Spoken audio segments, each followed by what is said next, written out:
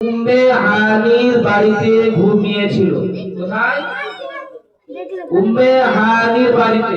আসলে উম্মে হানির বাড়িতে ঘুমিয়েছিল আমার নবী। ঘুম পাড়ছিল আর সেই সময় জিবরিলে আমিন উঠে যাবে, কিন্তু নিন কেউ ভাঙতে নাই। এবার কিন্তু কিভাবে উঠাবে? নবী মুস্তাফা সাল্লাল্লাহু আলাইহি সাল্লাম উম্মে হানির বাড়িতে ঘুমিয়ে আছে এবং আসার পরে জিবরিল কি করলেন? জিবরিল আমিন নবী মুস্তাফার পা মুবারকে চুমুন দিলেন। জোরে হবে না? সুবহানাল্লাহ। পা মুবারকে কি করলেন? চুমুন দিলেন।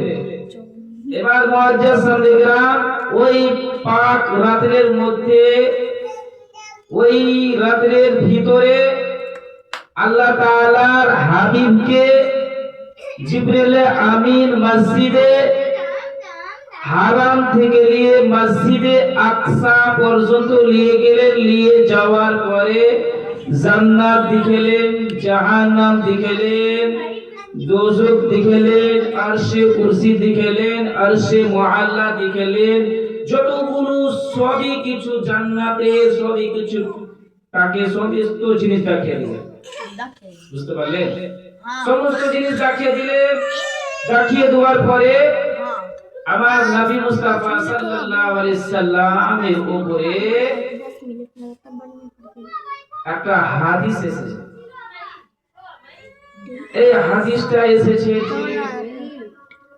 মুসা আলাইহিস সালাম জিজ্ঞেস করে,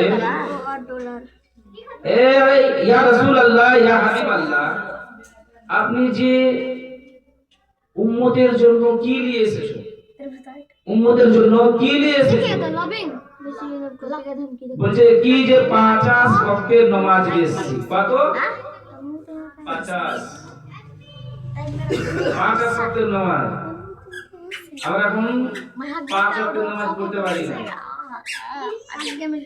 5 ওয়াক্তের নামাজের মধ্যে যেগুলো ফরজ আছে কেউ ভালো করে পড়ে না, কেউ সুন্নাত আছে ভালো করে পড়ে না, কেউ নফল আছে ভালো করে পড়ে না। তো হযরত মুসা আলাইহিস সালাতু ওয়াস সালাম বললেন, ইয়া রাসূলুল্লাহ, ইয়া হাবিবাল্লাহ নবী, আপনার উম্মতেরা কি 50 ওয়াক্তের নামাজকে কি পড়তে পারবে? জান কিছু নামাজ এই মধ্যে করতে করতে কমা গেল। এবার লাস্ট পর্যন্ত 5 ওয়াক্তের নামাজ নিয়ে আসলো। কয় ওয়াক্তের? 5 ওয়াক্তের নামাজ নিয়ে হলো। এই 5 ওয়াক্তের নামাজ আমাদেরকে কি পড়া ফরজ পড়তে হবে। কি করতে হবে? ওই জন্য বলছে নবী আগে আসমান পড়ে, নবী আগে জমিন পড়ে, নবী আগে সূর্য পড়ে, নবী আগে চাঁদ পড়ে, নবী আগে যতগুলো জিনিস আছে জমিন থেকে নিয়ে যতগুলো গাছ পালা পশু হালা যত কিছু জিনিস রয়েছে নবী আগে সমস্ত জিনিস। নবী আসলে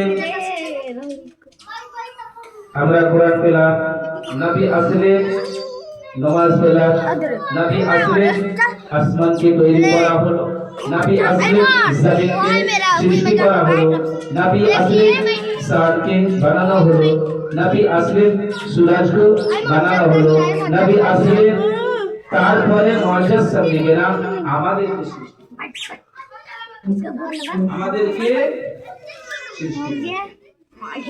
কিন্তু মুআজ্জাজ আজকে আমরা মুসলমান ঘরে জন্ম নিয়েছি, কিন্তু 5 ওয়াক্তের নামাজ পড়ি না। আজকে আমরা মুসলমানের ঘরে জন্ম নিয়েছি, ঠিকভাবে কোরআন পড়ি না। আজকে মুসলমানের ঘরে জন্ম নিয়েছি, ঠিকভাবে মানুষের সঙ্গে চলছি না। আজকে আমরা মুসলমানের ঘরে জন্ম নিয়েছি, আমরা হারাম খেয়ে চলে যাচ্ছি। আজকে আমরা মুসলমানের ঘরে জন্ম নিয়েছি, আমরা আজানের দিনে বসে বসে টেম কাটাচ্ছি। কিন্তু মহাজাজ সান্নিগ্রাম আজকে আছে কালকে না থাকতে পারে। আজকে আপনি বেঁচে আছেন ঠিকভাবে